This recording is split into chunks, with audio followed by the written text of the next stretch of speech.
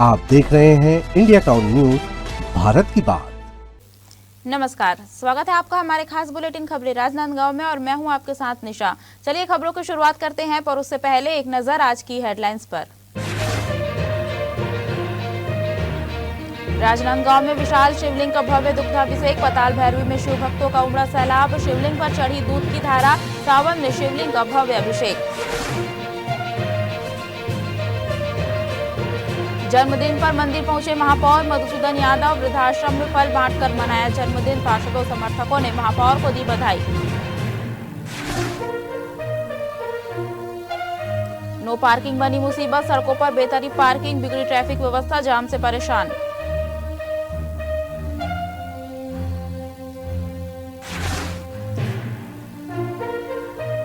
राजनांदगांव में उपेक्षित लोक कला, झाड़ियों में खोई शहर की पहचान, बदहाल प्रतिमाएं, बेपरवाह सिस्टम, सूद की राह देखती प्रतिमाएं।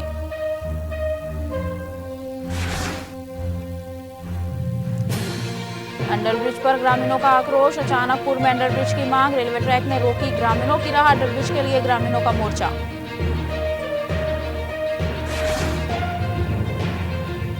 राजनांदगांव की संस्कारधानी शिव भक्ति के रंग में रंगी नजर आई। प्रसिद्ध मां पताल भैरवी मंदिर में सावन के पावन अवसर पर भगवान शिव के विशाल शिवलिंग का भव्य दुग्धाभिषेक किया गया। मंत्रोच्चार और हर हर महादेव के जयघोष के बीच हुए इस अभिषेक को देखने और भोलेनाथ का आशीर्वाद लेने हजारों की संख्या में श्रद्धालु मंदिर पहुंचे।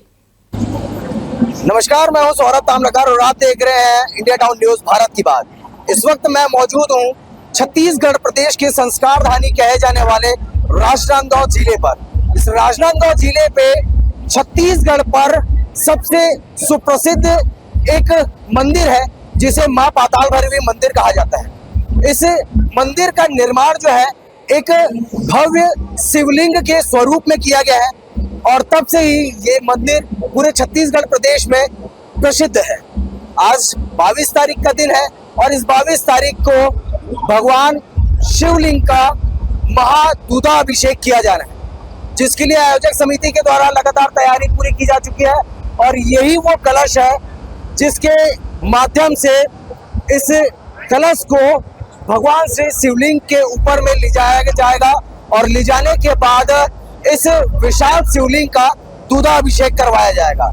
आपको बता दें कि ये आयोजन जो है वो विगत 3 वर्षों से निरंतर चलता आ रहा है और इस आयोजन को देखने के लिए केवल राजनांदगांव जिला ही नहीं बल्कि छत्तीसगढ़ प्रदेश के अनेकों जिले से श्रद्धालु जो है, दर्शक जो है वो यहाँ पर मौजूद होते हैं और इस विशाल शिवलिंग की महादूधाभिषेक को देखने के लिए ललक रहते हैं। आइए सीधे चलते हैं और इस आयोजन से जुड़ते हैं और किस तरीके से यहाँ का एक भक्तिमय माहौल देखा जा रहा है, किस तरीके से डीजे की धुन पर भक्तिमय गाने यहाँ पर सुनने को मिल रहे हैं और लोग उस गाने पर थिरक भी रहे हैं।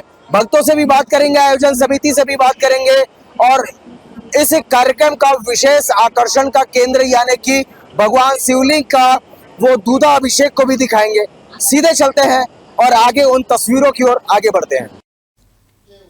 मां पताल भैरवी मंदिर, जहां आस्था सिर्फ मंदिर की चौखट तक सीमित नहीं बल्कि विशाल शिवलिंग के दर्शन के साथ भक्तों के मन में एक अलग ही आध्यात्मिक ऊर्जा भर देती है।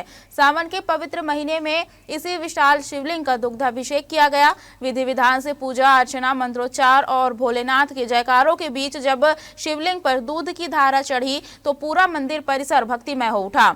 दरअसल मंदिर की खास पहचान यहाँ स्थापित विशाल शिवलिंग है। जिला प्रशासन की पर्यटन संबंधी जानकारी के मुताबिक मंदिर 3 स्तरों में निर्मित है, जहाँ ऊपरी स्तर पर भगवान शिव और 12 ज्योतिर्लिंगों की प्रतिमाएं श्रद्धालुओं के आकर्षण का केंद्र है। इस भव्य अभिषेक के लिए मंदिर परिसर में पहले से ही तैयारियां पूरी कर ली गई थी। श्रद्धालुओं की भारी भीड़ को देखते हुए सुरक्षा व्यवस्था और सुचारू दर्शन के इंतजाम भी किए गए। आपको बता दें, इससे पहले भी विशाल शिवलिंग के महाभिषेक का आयोजन किया जा चुका है, जिसमें MLT क्रेन की मदद से विशाल पात्र को शिवलिंग तक पहुंचाकर दूध और जल से अभिषेक किया गया था। सावन में हुए इस विशेष आयोजन में बड़ी संख्या में शिव भक्त शामिल हुए। किसी ने सुख समृद्धि की कामना की तो किसी ने परिवार की खुशहाली और शांति के लिए भोलेनाथ से प्रार्थना की। आस्था, भक्ति और शिव के जयकारों से गूंजता पाताल भैरवी मंदिर सावन के इस विशेष अवसर पर विशाल शिवलिंग का दुग्धाभिषेक श्रद्धालुओं के लिए सिर्फ एक धार्मिक आयोजन नहीं बल्कि भोलेनाथ के प्रति अटूट आस्था का ऐसा दृश्य बना जिसे भक्त लंबे समय तक याद रखेंगे। जिस पल का लोगों को बड़े ही बेसब्री से इंतजार रहता है वो पल अब आ ही गया है। और आपको बता दें कि संस्कारधानी नगरी के मां पाताल भैरवी मंदिर पर आज भव्य शिवलिंग का, विशाल शिवलिंग का महा एक दुग्धाभिषेक होने वाला है, जिसके लिए आयोजन समिति के द्वारा पूरी तरीके से तैयारी पूरी कर ली गई है। और तस्वीरों में आपको सबसे पहले मैं वो भक्तों की भीड़ दिखाने वाला हूँ। ये भक्त वो लोग हैं जो लोग इस महादुग्धाभिषेक का दर्शन करने के लिए, दर्शन लाभ लेने के लिए यहाँ पर मौजूद हुए हैं। और मंच पर यहाँ पर आयोजक समिति भी हमारे साथ में मौजूद है। लगातार हजारों की संख्या में भीड़ बढ़ते जा रही है। पहले वर्ष की अपेक्षा अब इस वर्ष और भी एक अद्भुत नजारा यहाँ पर देखने को मिल रहा है। जैसा कि आप जानते हैं, हर साल की जगह हर साल जैसे जैसे साल बीतते जा रहे हैं, भीड़ की संख्या और श्रद्धालुओं की संख्या, भक्तों की संख्या बढ़ती जा रही है। ये सब महादेव की कृपा है कि उनके तक बात पहुंचने की देरी होती है, तो श्रद्धालु कहीं नहीं रुकते। बरसती बारिश में इतने लोग उमड़े हैं। बाबा का महाभिषेक की तैयारी है। सफलतापूर्ण कार्यक्रम को इस साल भी हम लोग पूर्ण करने जा रहे हैं। वहीं आप देखो, जब भगवान के जयकारे लग रहे हैं तब भक्तों के हाथ आप देख पाएंगे, भक्तों के हाथ जो है वो दोनों हाथ ऊपर उठ जा रहे हैं। और लगातार ये तैयारियों के साथ साथ में आयोजक समिति हमेशा प्रयास करते हैं और कोशिश ये करते हैं कि यहाँ जितने भी श्रद्धालु आए उन्हें बिना किसी तकलीफ के, बिना किसी समस्या के इस विशाल दुग्धाभिषेक का आनंद ले पाए। आज वो पल आ गई है, घड़ी आ गई है। क्रेन भी जो आपके द्वारा बुलाया गया है भिलाई से, वो भी पहुंच चुका है और हजारों दर्शक, हजारों श्रद्धालु यहाँ पर मौजूद हुए हैं। ये महादेव की कृपा थी। हम 21 तारीख भी चुन सकते थे, हम 23 तारीख भी चुन सकते थे। 22 तारीख को ही आयोजन हुआ और आज जो दिन की जो वर्षा थी वो फिर से हमको एहसास दिला दी कि महादेव हैं, हमारे बीच में ही हैं। ये हजारों की भीड़, ये मैंने नहीं, मैं सोर्स हूँ, सूत्र हूँ मैं बस। ये ऊपर वाले की कृपा है, महादेव की कृपा है, उनकी इच्छा है। और मैं हर चीज़ उनके ऊपर छोड़ देता हूँ इस आयोजन में कि बाबा जो आपको ठीक लगे वैसा कराओ। हम हर चीज़, हर परिणाम के लिए हम तैयार हैं कि ऊपर हमारा लोटा जा पाएगा नहीं जा पाएगा। अभी आपने देखे क्रेन अभी आई है, बहुत विलम्ब हो गया क्रेन को आने में, तो फिर ट्रायल होने की कोई गुंजाइश बचती नहीं है। तो अब जो होगा वो पहली बार होगा। अब वो महादेव हैं हमारे, वो जैसा चाहेंगे वैसा कराएंगे। बड़े बड़े आयोजन में तकनीकी थोड़ी बहुत खामियां आ ही जाती है, लेकिन कहीं ना कहीं देखा जा रहा है कि ये विशाल जो स्वरूप यहाँ पर देखने को मिल रहा है, विगत वर्षों की भांति इस बार का दृश्य जो है वो एकदम अद्भुत और अनोखा नजर में आ रहा है। कितनी मेहनत लगती है आयोजन समिति की? आप यकीन नहीं मानेंगे, मैं एक ठोक तार नहीं लगाता, ये मेरी पूरी टीम करती है। 3 दिन रात भर काम मैं नहीं करता, मेरी टीम करी है पूरी। इसका पूरा का पूरा श्रेय मेरी पूरी टीम को जाता है और उसके बाद नानगो की जनता को जाता है। काफ़ी समय से मेहनत, बहुत मेहनत, आज पूरी बारिश में मेहनत, क्या क्या नहीं हुआ, आज बहुत सारी चीज़ें घटना घटी, लेकिन उसका परिणाम स्वरूप हमको ये मिल रहा है तो बहुत अच्छा लग रहा है।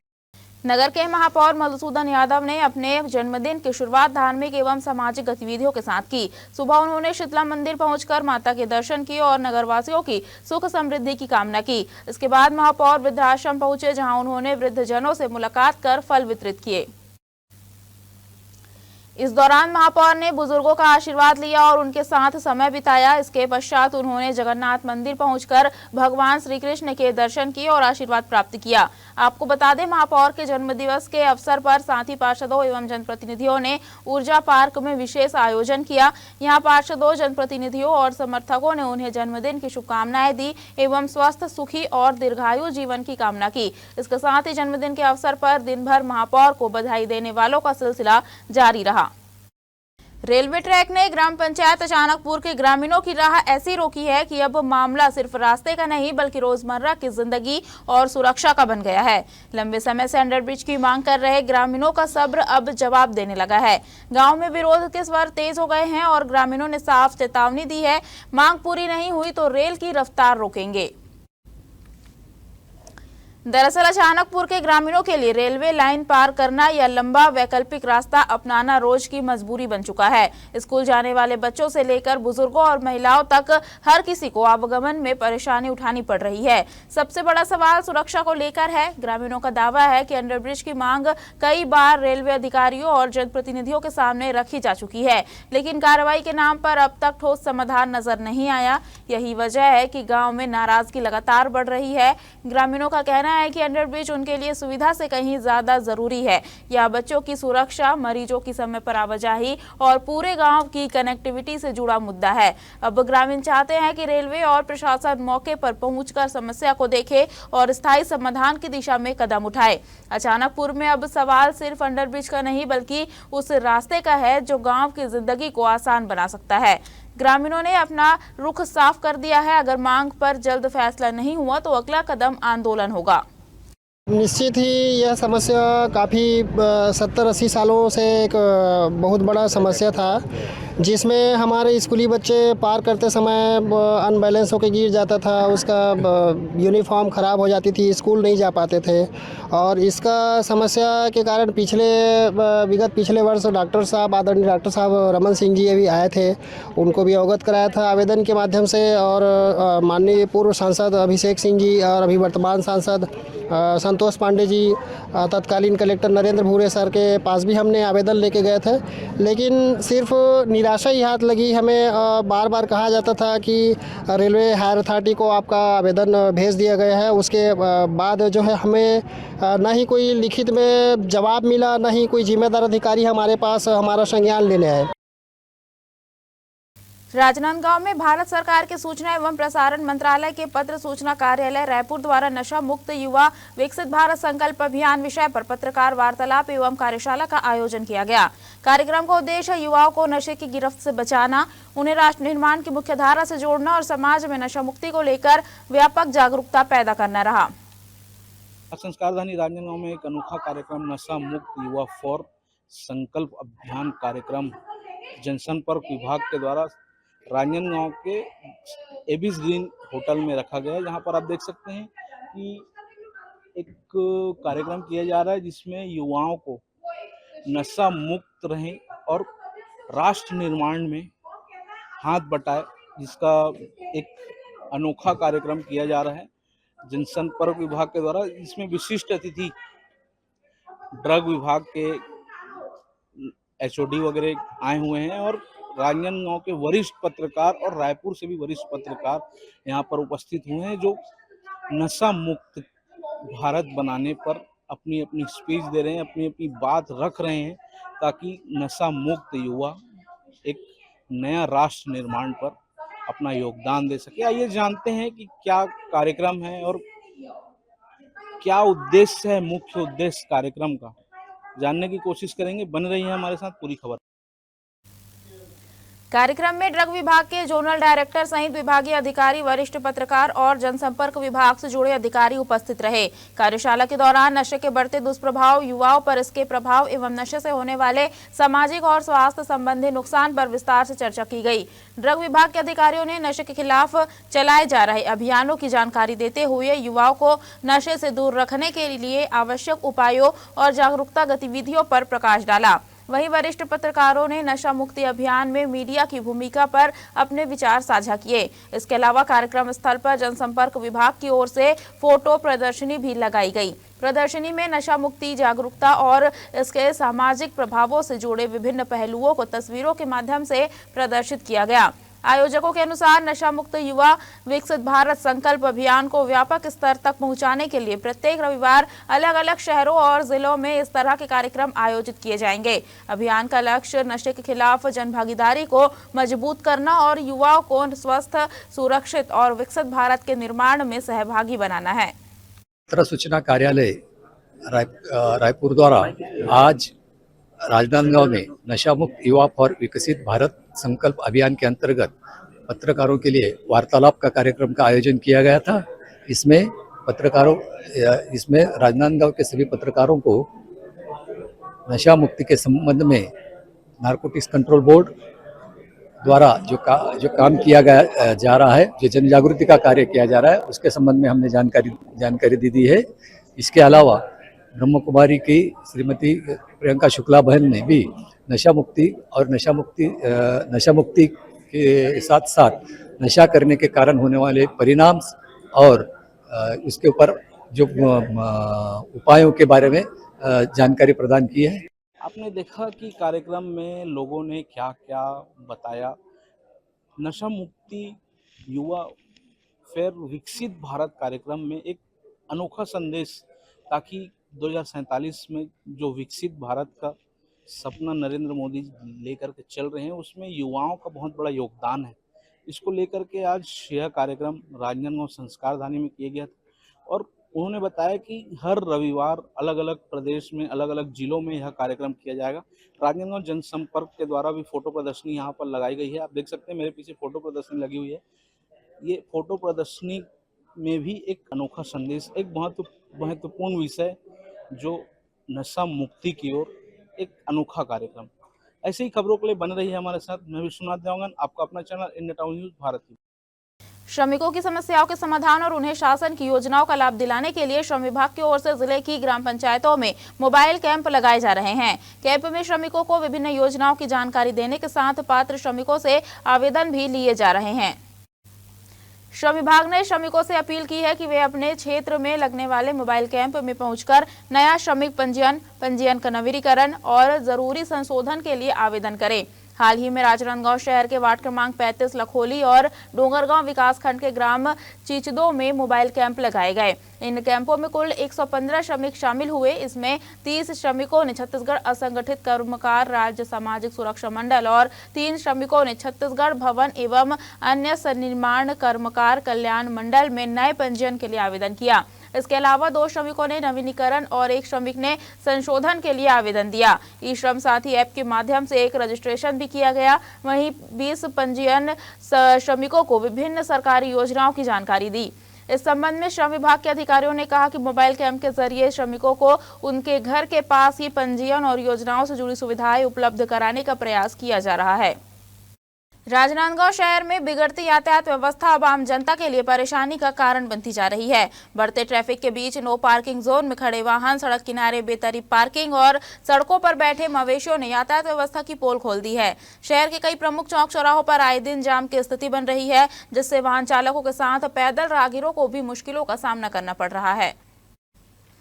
शहर के कमला कॉलेज चौक की स्थिति इसका प्रमुख उदाहरण है। यहाँ वाहन चालक सड़क किनारे ही नहीं बल्कि कई बार सड़क के बीच तक वाहन खड़े कर देते हैं। इससे सड़क की उपयोगी चौड़ाई कम हो जाती है और वाहनों की आवाजाही प्रभावित होती है। ऐसे में सवाल उठ रहा है कि यातायात व्यवस्था संभालने वाले जिम्मेदार अधिकारी और कर्मचारी इन संवेदनशील स्थानों पर नियमित निगरानी क्यों नहीं कर रहे हैं?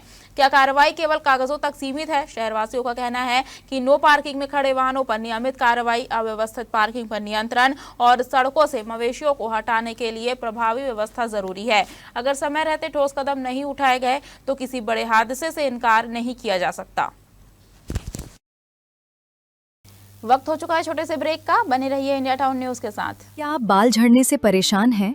अब अपनाइए प्रकृति की शक्ति, पाइए घने चमकदार बाल और खूबसूरत दमकती त्वचा। प्रकृति का वरदान Rukhsana shine herbal beauty combo kit, प्राकृतिक जड़ी बूटियों से तैयार। अब पाइए खूबसूरत चमकते बाल और त्वचा। हर्बल गुणों से भरपूर ये कॉम्बो आपके बालों और त्वचा की देखभाल में मदद करता है। अब उपलब्ध Amazon, फ्लिपकार्ट और नीचे दिए गए लिंक पर अभी ऑर्डर करें और हर्बल केयर का अनुभव लें। थाना सिटी कोतवाली पुलिस ने मारपीट के मामले में बड़ी कार्रवाई की है। शराब पीने के लिए पैसे नहीं देने पर 2 युवकों ने बियर की बोतल से हमला कर दिया। मामला 21 और 22 अगस्त की रात की है।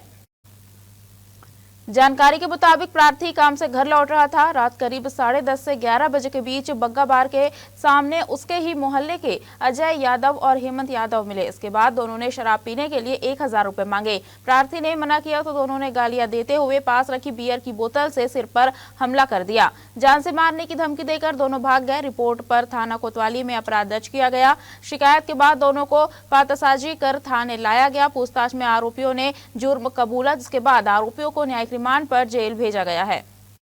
शहर के भगत सिंह चौक पर एक ऑटो चालक के साथ मारपीट का मामला सामने आया है। मामूली विवाद के बाद एक अज्ञात व्यक्ति द्वारा ऑटो चालक पर स्टील पाइप से हमला किए जाने की बात सामने आई है। अचानक हुई मारपीट से चौक पर अफरा तफरी का माहौल बन गया। राजनांदगांव का भगत सिंह चौक है और कुछ देर पहले सूचना मिलती है कि इस भगत सिंह चौक में एक खूनी वारदात हुआ है। जिस तरीके से सूत्रों के हवाले आपको बता दें कि जो जानकारी हमें प्राप्त हो रही है वो कुछ इस प्रकार का है कि मामला दरअसल एक ऑटो चालक के ऊपर में प्राणघात हमला किया गया है। बताया जा रहा है कि ऑटो चालक जो है वो सवारी लेकर के, मतलब कि कुछ लोगों को अपने ऑटो पर बैठा करके यहाँ से जा रहा था और उसी दरमियान में जब ऑटो यहाँ पर रुका तो कोई एक अज्ञात व्यक्ति जो अपनी मोटरसाइकिल पर आया और एक मोटे पाइप शायद लोहे का भी हो सकता है या फिर वो प्लास्टिक का भी हो सकता है, मगर उस पाइप से उसे उसके सर पर वार किया गया और वार करने के तुरंत बाद ही ऑटो चालक का सर जो है वो फट गया। बहुत ही दर्दनाक घटना हो गई और उसके सर से खून भी बहने शुरू हो गए थे। खून की कुछ छींटे अभी भी आप तस्वीरों में देख पा रहे होंगे, अभी भी यहाँ पर खून की छींटे जो है मौजूद है और बताया जा रहा है कि घटना यहीं पर का हुआ है। अब सवाल ये उठता है कि शहर में दिन दहाड़े एक खूनी वारदात को अंजाम दिया जाता है, लोगों की जान के साथ खेल लिया जाता है। ऐसे में सुरक्षा व्यवस्था कहां पर है? बताया जा रहा है कि ऑटो चालक अपना वाहन लेकर भगत सिंह चौक से गुजर रहा था। इसी दौरान किसी बात को लेकर उसका एक व्यक्ति से विवाद हो गया। देखते देखते विवाद बढ़ गया और आरोप है कि अज्ञात व्यक्ति ने स्टील पाइप से ऑटो चालक पर हमला कर दिया। घटना में चालक को चोट आने की जानकारी सामने आई है। मारपीट की घटना के बाद मौके पर लोगों की भीड़ जुट गई। स्थानीय लोगों ने मामले की सूचना पुलिस को दी, जिसके बाद पुलिस ने घटनास्थल की जानकारी लेते हुए मामले की जाँच शुरू कर दी है। पुलिस विवाद की वास्तविक वजह और मारपीट में शामिल व्यक्ति की पहचान करने में जुटी है। हालांकि सार्वजनिक स्थान पर हुई इस घटना से स्थानीय लोगों में चिंता का माहौल है। लोगों ने पुलिस प्रशासन से मामले की निष्पक्ष जांच कर दोषी के खिलाफ नियमानुसार कार्रवाई की मांग की है। फिलहाल पुलिस जांच के बाद ही घटना की पूरी सच्चाई और जिम्मेदार व्यक्ति के संबंध में स्थिति स्पष्ट हो सकेगी। हमारे देश में नशा इस प्रकार बढ़ गया है कि लोग छोटे छोटे मामूली बात में लड़ाई झगड़ा मारपीट चाकूबाजी हो रही। सरकार को इससे ध्यान देना चाहिए कि हमारे देश में शांति, ये संस्कार धनी कहा जाता है लेकिन संस्कार यहाँ कोई है नहीं। लोग चाकू मर्डर बहुत हो रहा है लेकिन सरकार क्या कुछ नहीं कर रहा है। दारू शराब जुआ सट्टा इतना बढ़ चुका है कि लोग बहुत परेशान हो गए हैं। कभी ये प्रतिमाएं राजनांदगांव की पहचान और लोक कला की खूबसूरती को बयां किया करती थी। इनके साथ खड़ा ढोल बाजाता कलाकार लोगों का ध्यान अपनी ओर खींचता था। राहगीर रुकते थे, बच्चे उत्सुकता से देखते थे और लोग तस्वीरें भी खिंचवाते थे। लेकिन वक्त के साथ इनकी रौनक फीकी पड़ गई। आज यही प्रतिमाएं झाड़ियों और बेलों के बीच उपेक्षित खड़ी है। आसपास सूखी टहनियां बिखरी है और मौसम की मार से इनके रंग भी फीके पड़ चुके हैं। चेहरे पर मुस्कान अब भी है, लेकिन हालात देखकर सवाल उठता है कि क्या किसी को इनकी सूध है। सड़क से हर दिन लोग गुजरते हैं, गाड़ियां आती जाती है और शहर लगातार आगे बढ़ रहा है, लेकिन ये प्रतिमाएं आज भी उसी जगह खड़ी है, अपनी पहचान और पुराने गौरव के लौटने का इंतजार कर रही है। दरअसल इन प्रतिमाओं को किसी बड़ी इमारत या भव्य व्यवस्था की जरूरत नहीं है। जरूरत है तो साफ सफाई और संरक्षण की और थोड़े रख रखाव की। ये महज सीमेंट और रंग से बनी आकृतियां नहीं है, ये उस दौर की याद है जब कलाकारों ने अपनी कल्पना और मेहनत से शहर की खूबसूरती और सांस्कृतिक पहचान को आकार दिया था। सवाल सिर्फ इन प्रतिमाओं की बदहाली का नहीं, बल्कि हमारी विरासत को लेकर हमारी जिम्मेदारी का भी है। क्या शहर की तरक्की के बीच इनकी पहचान कहीं खो जाएगी? इन प्रतिमाओं को हटाने की जरूरत नहीं, जरूरत है इन्हें फिर से अपनाने की। मैं सिर्फ एक मूर्ति नहीं हूं जो मुझे कहीं पर भी लगा करके यूं ही छोड़ दिया जाता है। मैं सिर्फ एक मूर्ति नहीं हूं जो कभी लगाने के बाद शहर की पहचान बनाने के लिए मुझ पर ध्यान नहीं दिया जाता है। मेरे शरीर जो कहीं पर से टूट चुके हैं वो कह रही है कि मुझे मरहम पट्टी लगा ले। मेरे ये कपड़े जो आप देख पा रहे हैं, मेरे ये कपड़े कह रहे हैं, मेरे शरीर की ये रंग रोगन कह रहे हैं कि मुझे उस रंग पर वापस ला दे जिस रंग पर मुझे पहले यहाँ पर स्थापित किया गया था। मैं शहर को छत्तीसगढ़ का एक पहचान देने का काम करता हूँ। कभी एक वक्त हुआ करता था जब मुझे यहाँ पर स्थापित किया गया, मुझे यहाँ पर रखा गया था, तो किसी शहर का एक सौंदर्य बनाने के लिए, एक पहचान बनाने के लिए मुझे यहाँ पर रखा गया था। आज मैं अपने बदहाली के आंसू रो रहा हूँ और वो एक तस्वीर जो मैं बयां कर रहा हूँ, जो मैं राजनांदगांव की जनता से और यहाँ के जनप्रतिनिधि से मांग रहा हूँ कि मुझे यहाँ से हटाया ना जाए, बल्कि मुझे मेरे वापस से उस रूप में स्थापित किया जाए जिस उद्देश्य से मुझे यहाँ पर रखा गया था। राजनांदगांव का छत्रपति शिवाजी पार्क इन दिनों बदहाली का शिकार है। कभी शहरवासियों के लिए मनोरंजन और सुकून का प्रमुख केंद्र रहा यह पार्क अब अव्यवस्थाओं से जूझ रहा है। पार्क में जगह जगह टूटी रेलिंग, गंदगी और रखरखाव की कमी साफ नजर आती है। इससे बच्चों और बुजुर्गों को भी परेशानी का सामना करना पड़ रहा है। स्थानीय लोगों का कहना है कि पार्क में नियमित सफाई नहीं होने के कारण जगह जगह गंदगी दिखाई देती है। वहीं पार्क के टूटे हिस्से और खराब व्यवस्थाएं लोगों की परेशानी बढ़ा रही है।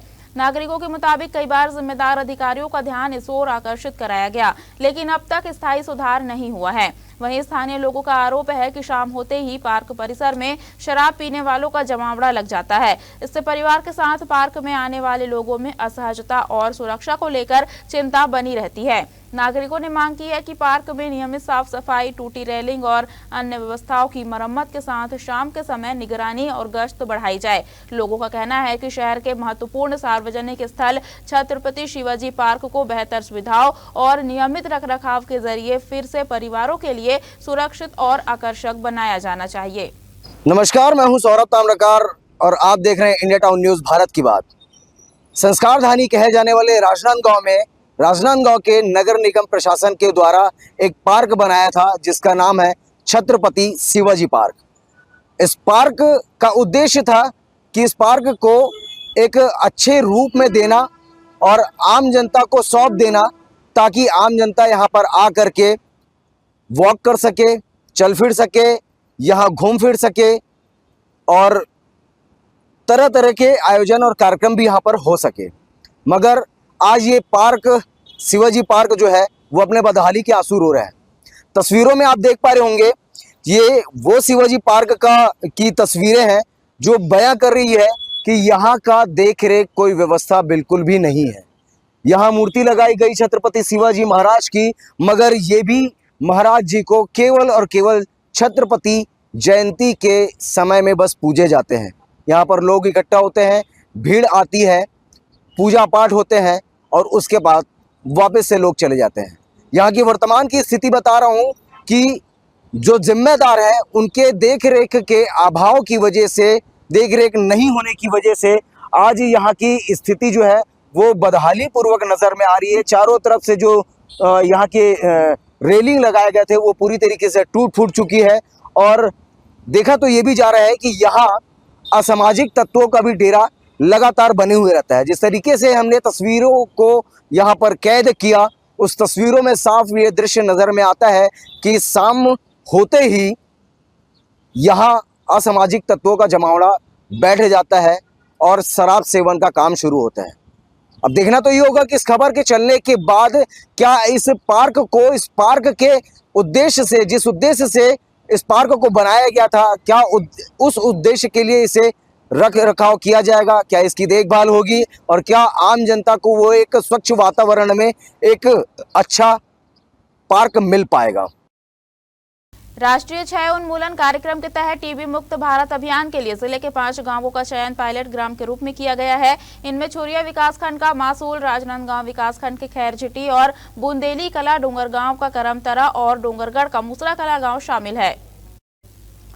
मुख्य चिकित्सा एवं स्वास्थ्य अधिकारी ने बताया कि इन गांवों में टीबी की पहचान और रोकथाम के लिए विशेष अभियान चलाया जाएगा। भारत वॉलंटियर्स और एनसीसी कैडेट नुक्कड़ नाटक, घर घर सर्वे, दीवार लेखन और ग्राम सभा के माध्यम से लोगों को टीबी के प्रति जागरूक करेंगे।